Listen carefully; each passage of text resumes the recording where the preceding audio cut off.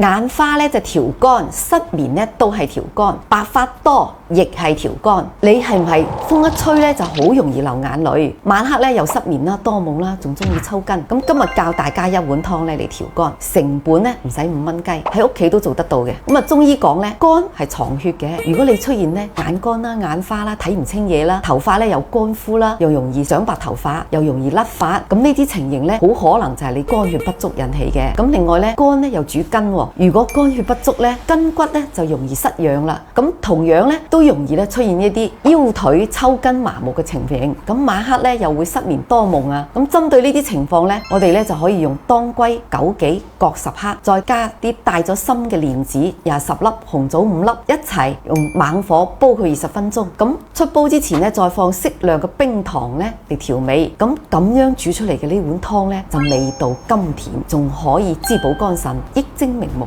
大家記低未呢？